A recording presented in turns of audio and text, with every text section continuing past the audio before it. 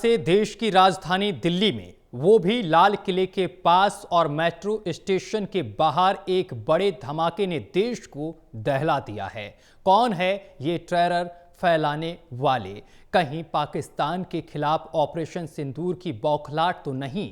हालांकि सुरक्षा एजेंसियां इस घटना की तह तक जाने में लगी हैं। सवाल ये भी है कि धमाके में इस्तेमाल हुई कार गुरुग्राम नंबर की और 2900 किलो विस्फोटक सहित यूनिवर्सिटी का एक असिस्टेंट प्रोफेसर फरीदाबाद से गिरफ्तार हुआ।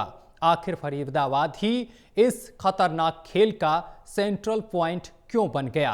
गुरुग्राम नंबर की कार और फरीदाबाद कनेक्शन, आखिर इसका मतलब क्या है?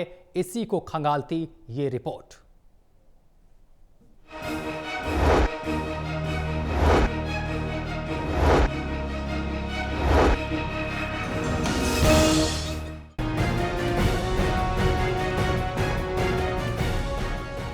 हमारे एक सीनियर मंत्री बयान देते रहे हैं कि इस सरकार के आने के बाद देश में कोई आतंकी घटना नहीं हुई।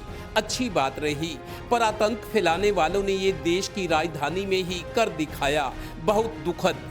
उन आत्माओं को श्रद्धांजलि जिन्होंने अपनी जान गंवा दी।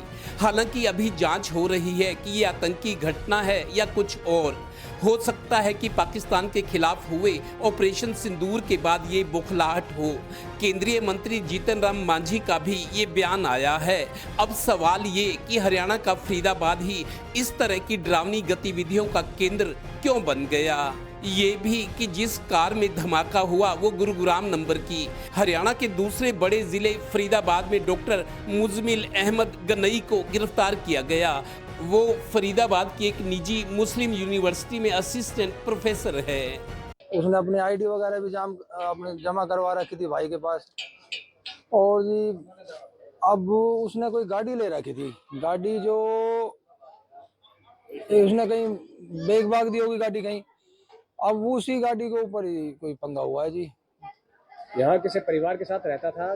कैसे रहता? यहाँ परिवार था उसका, उस लड़के का, जिस लड़के के नाम गाड़ी है ना, उसका परिवार था। 3-4 साल 15-5 साल पहले शायद यहाँ से छोड़ के चले गए वो।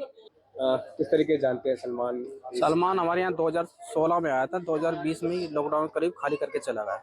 उसके बाद हमारा कोई कांटेक्ट नहीं था उससे। कल पुलिस आई थी यहाँ पर? किस तरीके से? क्या पुलिस आई थी, सीबीआई आई थी और रात को ले गई छोटे वाले भाई को। दरअसल इस तरह का टेरर फैलाने वालों का नेटवर्क इसलिए फरीदाबाद में हो सकता है कि फरीदाबाद राजधानी दिल्ली से सटा हुआ है।